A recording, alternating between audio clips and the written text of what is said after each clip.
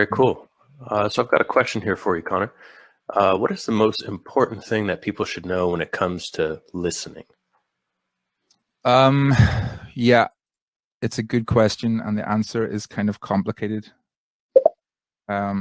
Hearing and listening are not the same thing. Hearing is passive, listening is active.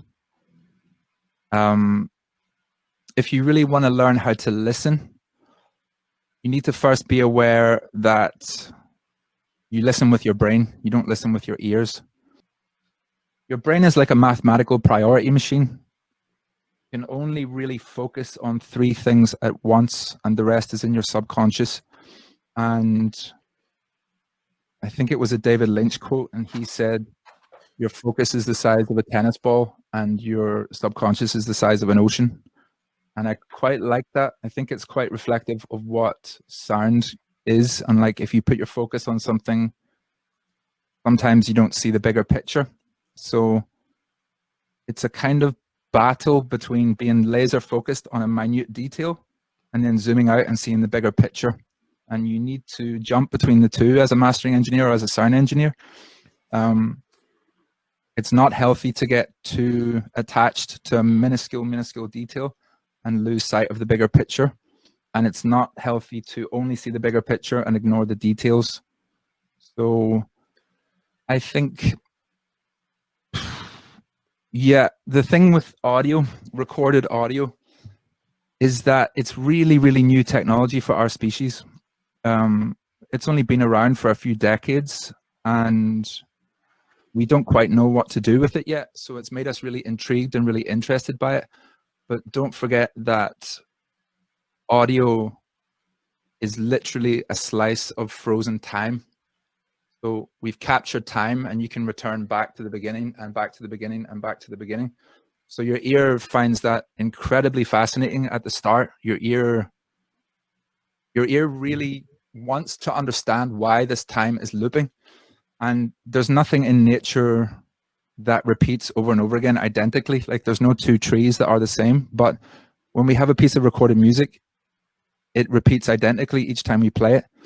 And you need to be quite aware of that as a sound engineer. I think it's really, really, really important to realize what happens if you expose yourself to this looped frozen time over and over again. Your body will start to reject it and attack it and treat it like something that's unnatural, because it is unnatural for our DNA. Like, it's new technology in the grand scheme of our makeup as humans. So, I mean, you might have even had this experience where you are working on a song for, let's say you're working on a song for 8 hours. The first 2 hours, you love it. You think the bass line sounds amazing. You're really happy about how everything's going. You don't see any problems with the audio. Fast forward another 2 or 3 hours, you hate the bass line all of a sudden. You think the drums sound dull. You start to attack the song because your brain is desperate for stimulation. It's desperate for time to become unfrozen, so it starts to see the song as a threat. And what happens then is your brain starts to release cortisol, and when cortisol comes into your focus, you cannot make good decisions because you want to fight or flight. You want to punch the computer, you want to run away. And I think it's really, really, really important to be aware of this early in your career as a sound engineer, because your ego will want you to sit in your chair until the song sounds good. Your ego wants you to stay in the room. Your body wants you to run. And you can change this, and you can use it to your advantage, and you can work with it simply by using reference tracks to allow time to unfreeze for a second, or saving the project, working on something else. And as soon as you press play on something else, your brain and your body will say, oh, thank you. Like, you'll feel it in your bones, you'll feel it in your blood. Your body will be grateful that time is unfrozen. So you need to override your ego constantly as a sound engineer. You need to allow for the fact that your body will begin to get stressed if you freeze time and get stuck on a loop. And you need to work with that. So when you're mastering, the best thing to do is, well, not the best thing to do. A technique that I use, or I like to use if I can, is I'll work on the song for a 10-minute burst, and then I'll go away and I'll work on something else, and I'll come back to the song maybe in 2 or 3 hours, and keep skipping between the audio that I'm working on. And there's multiple reasons for that. As a listener, you never listen to the same song 10 times in a row. You listen to a song once, and then you listen to another song. As a sound engineer, you'll listen to the song 10 times in a row. So maybe your 10th impression is not as sensible as your first or second impression. So in order to counteract that, maybe it's best if you split up the process into multiple days and expose yourself to multiple first impressions, rather than get stuck in a loop of frozen time. And then you have, I don't know if you've ever spent way too long on a song. Most of you probably have.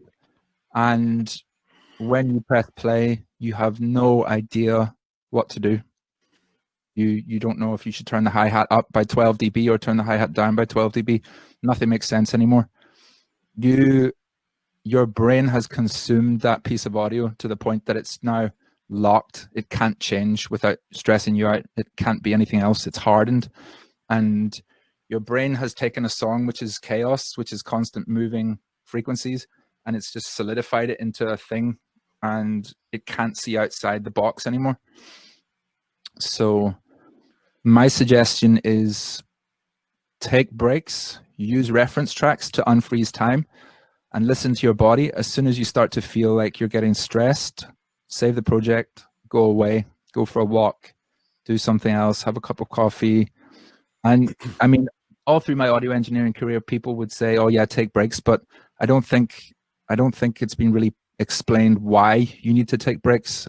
I've never heard anyone really explain why you should take breaks in a way that makes total sense. And I think you cannot work with audio unless you're aware of your stress levels. If you are stressed, don't make critical decisions. Man, that is an amazing insight that you shared with us, Conor. And in the chat, people seem to really be enjoying your philosophy behind mastering. So with that in